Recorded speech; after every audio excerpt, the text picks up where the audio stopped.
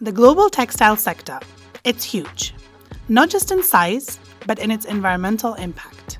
It accounts for up to 8% of annual global greenhouse gas emissions, and it's responsible for 9% of ocean microplastic pollution.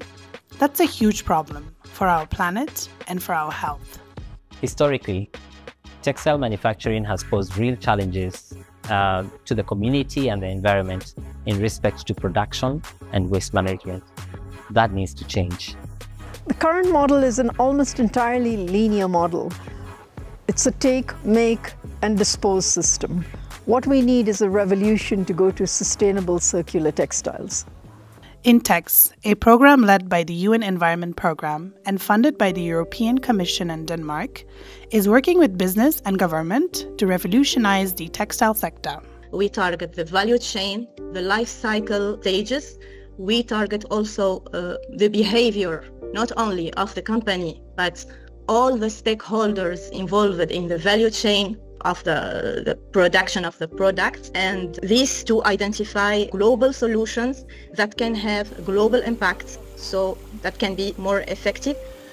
InTex is accelerating the readiness of textile sector businesses to make them more competitive, sustainable, and circular, all through better data.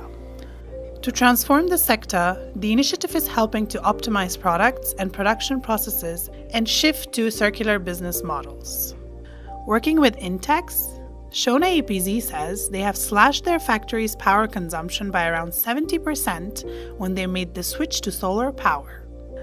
They've also reduced their greenhouse gas emissions by 25% in changing the shipment of their raw materials and finished goods from air to sea transportation.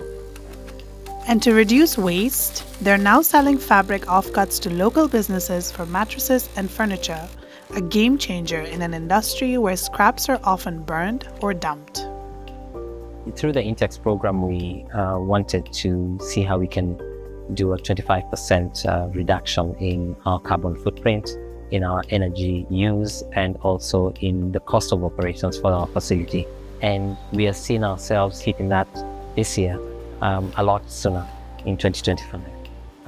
So we are excited about that because it means that we can look into more programs and probably by 2026 hit about 30-35% of efficiencies and carbon footprint reduction. The impact of this approach is being felt across Africa, where InTex is working with industry players and governments in Kenya, South Africa, and Tunisia.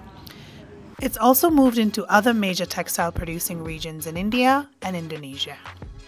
The opportunities with this shift are actually really substantial. If we were to shift to sustainable circular textiles, we would see a generation of some 700 billion by the time we reach 2030.